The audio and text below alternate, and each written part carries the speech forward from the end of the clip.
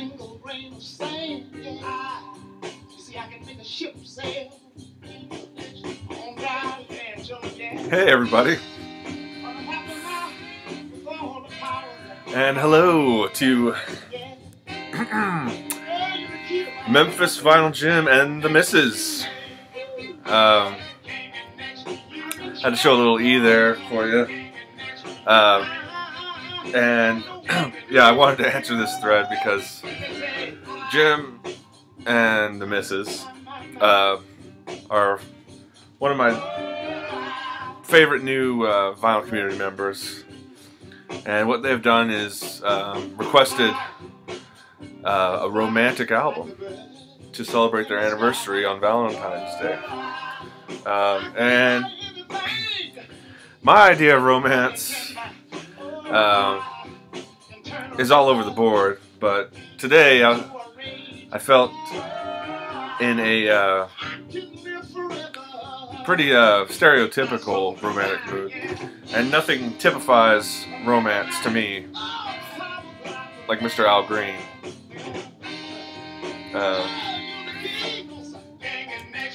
He had his moments, for sure. And this is before he became a minister, I believe, and had more of like gospel influence. I mean, there are some gospel influences on this one, but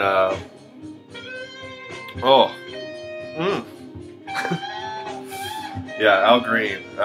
So you can. This is a reissue, and you can probably get this for pretty cheap. You know, at your local shop. Because I mean, the other stuff I had in mind was more like rare things, not necessarily soul music. Which, you know, seeing as you guys are kind of the Americana down home type, I figured I'd go for that. I could recommend some other bands, but you know, you guys do some serious crate digging, and I don't know if it would be worthy. So I want to recommend Al Green. Al Green gets next.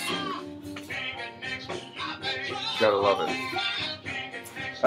And then I wanted to say, I wanted to tell like maybe a little story for you guys, because I don't know how many of you guys know it, but I am, you know, I really appreciate Elvis Presley, and Memphis as a city. I actually have been there a few times.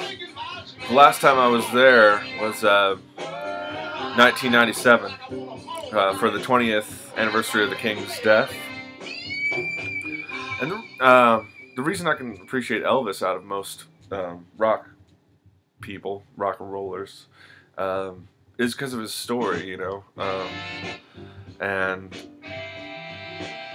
be it consciously or subconsciously what he did for rock and roll.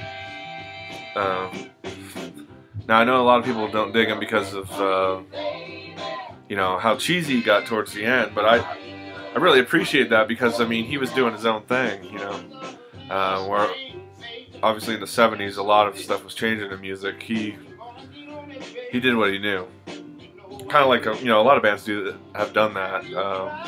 Like the Ramones are a good example. They didn't change anything about their style in 20 plus years. Same could be said for Elvis. Although his music got a lot more orchestrated, or a lot of songs he performed rather, because Elvis didn't write but maybe one or two songs himself. But yeah, summer '97 we went down there to Graceland and Memphis, one of the coolest cities in the States for sure. Went and visited Sun Studios, took the tour for like the third time, because every time I went there 3 times in my late teens, and me and a bunch of friends we just had this big Elvis thing, you know. We all dug the King, we dug, you know, both the serious aspect of him and the comical aspect, because I mean, just the mythos behind his whole life is both tragic and hilarious. It's like a good Greek play, you know. So we got down there, you know, we tagged the wall, you know. I could probably show you pictures one of these days of our last trip there.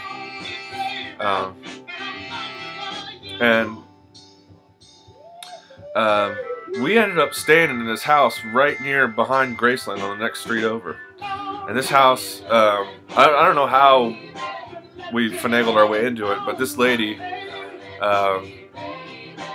she used to live there. I don't think she lives there anymore. I'm not even sure if she's alive, actually, at this point. But this house has been featured on a program that used to be on in the 90s called Sightings, which was about paranormal activity and things like that. Ghosts, Bigfoot, aliens, stuff like that.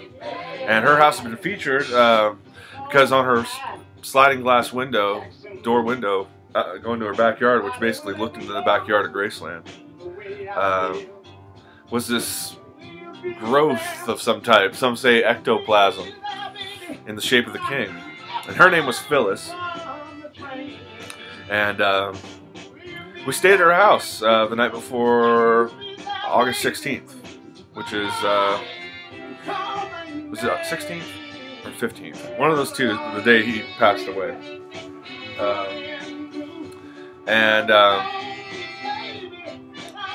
It was a really odd experience for me because, I mean, this lady, you know, she was obviously off her rocker. She had like cardboard standouts everywhere of like Hollywood stars and things, like just cluttering her living room.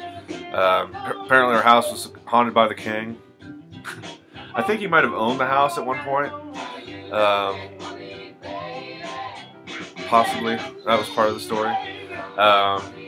And like the mirror would fog up and say Elvis, you know, mysteriously. And yeah, we stayed there. It was kind of a big deal. It was the 20th anniversary, and there was all sorts of like press there because they're, you know, the house has been featured recently on the show, and there were Elvis impersonators in her house that she had met over the years, and they were all cooking up peanut butter and banana sandwiches, grilling them up. There was even a Japanese impersonator, which was awesome. He was really cool. And then we met this kid, Dean Z. He was like at the time he was like 13 or 14 years old, and he'd been an Elvis impersonator since he was like 7 or 8. So it was really cool. But like, yeah, that same year is the year a couple of my friends jumped into the pool and had to like book it across Graceland's front lawn. And yeah, it was killer. So yeah, I just wanted to share that little story with you, let you know that I've been to Memphis, and it's been a long time since I've been. I'd like to go again. I know a lot's changed since Lisa Marie took over, and I think she sold Graceland, or at least a portion of it, to a former CEO of Clear Channel a few years back. That kind of pissed me off. I was really mad about that, but you know, what can you do? I mean, the man's been gone 30 plus years at this point, so you know, can't hold on to the legacy, keep it in the family forever, I guess. But as far as romance, it's all about that Al Green. And I hope you guys have a great anniversary. I'm not romantically involved at the time, right now. And it's not one of the first things on my mind, but for those in the throes of love, it's cute. I love it. You know, I like being in love too. I hope it happens again one day, but we shall see. You don't have to cry. All right. To Jim and the Missus, keep on grooving in that bluff. And that's one of my... You guys are awesome. I love the whole outro. Grooving in the bluff. Peace out. Bam! Cuts every time. The Missus is awesome with that camera. So, okay, alright. I'll stop babbling now and let you guys get to watching some videos. So, until next time, I'll see you guys. Love you.